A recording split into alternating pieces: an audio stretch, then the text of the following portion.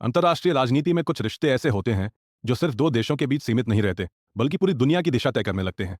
भारत और अमेरिका का रिश्ता भी कुछ ऐसा ही है। दुनिया की सबसे बड़ी लोकतांत्रिक व्यवस्था और दुनिया की सबसे पुरानी लोकतांत्रिक शक्ति, जब ये दोनों साथ आते हैं तो इसका असर वैश्विक राजनीति, अर्थव्यवस्था और सुरक्षा संतुलन पर साफ दिखाई देता है।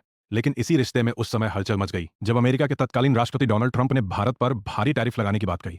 यहां तक कहा गया कि भारत से आने वाले कुछ उत्पादों पर 65% तक टैक्स लगाया जा सकता है। यह बयान सिर्फ एक आर्थिक चेतावनी नहीं था, बल्कि एक राजनीतिक संदेश भी था कि अमेरिका अब अपने हितों के मामले में किसी को भी छूट देने के मूड में नहीं है। सवाल ये उठता है कि आखिर भारत, जिसे अमेरिका एशिया में अपना सबसे अहम रणनीतिक साझेदार मानता है, उसी भारत के खिलाफ इतनी सख्त भाषा क्यों अपनाई गई? इसका जवाब हमें डोनाल्ड ट्रंप की सोच और उनकी नीति में मिलता है। ट्रंप का पूरा राजनीतिक एजेंडा अमेरिका फर्स्ट पर टिका हुआ था।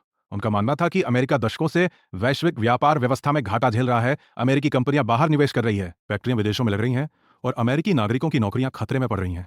ट्रंप के मुताबिक इसकी वजह थी अन्य देशों द्वारा लगाए गए ऊंचे टैरिफ और व्यापारिक प्रतिबंध।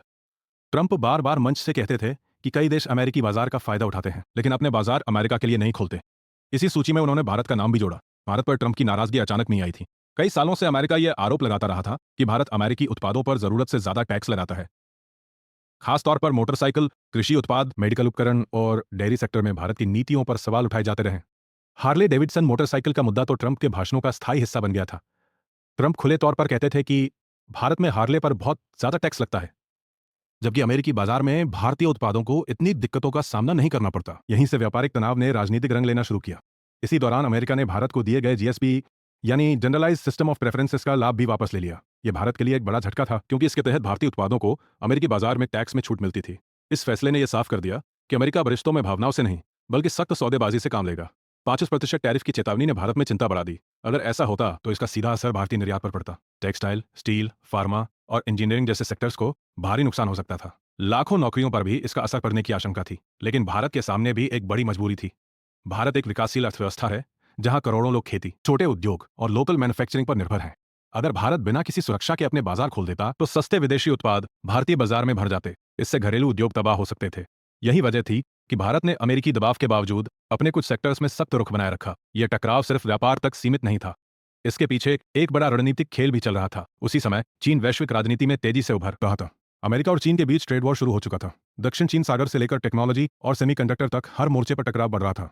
ऐसे में अमेरिका को एशिया में एक मजबूत सहयोगी की जरूरत थी, और वो सहयोगी था भारत। भाई यही वजह थी कि एक तरफ अमेरिका भारत पर टैरिफ की धमकी दे रहा था और दूसरी तरफ रक्षा, सुरक्षा और इंडो पैसिफिक रणनीति में भारत को अहम भूमिका दे रहा था। ये एक अजीब विरोधाभास था, दोस्ती भी दबाव भी। भारत के लिए यह स्थिति किसी कूटनीतिक रस्साकशी से कम नहीं थी। अगर अमेरिका से रिश्ते बिगड़ते तो इसका असर रक्षा सहयोग, टेक्नोलॉजी ट्रांसफर और वैश्विक समर्थन पर पड़ सकता था। और अगर पूरी तरह झुक जाते तो घरेलू अर्थव्यवस्था और आत्मनिर्भरता को नुकसान होता। इस दौर में भारत ने संतुलन की नीति अपनाई। कुछ मामलों में रियायतें दी गईं, कुछ टैक्स घटाए गए, लेकिन मूल नीतियों से समझौता नहीं किया गया। भारत ने यह संदेश साफ कर दिया कि वो साझेदारी चाहता है। यहीं से भारत अमेरिका रिश्तों का एक नया अध्याय शुरू होता है, जहां दोस्ती सिर्फ कागजों पर नहीं, बल्कि हितों की कसौटी पर परखी जाती है। ये कहानी सिर्फ टैरिफ या ट्रंप तक सीमित नहीं है। ये कहानी है उस बदलती दुनिया की, जहां हर देश अपनी ताकत, अपने बाजार और अपने भविष्य को सुरक्षित करना चाहता है।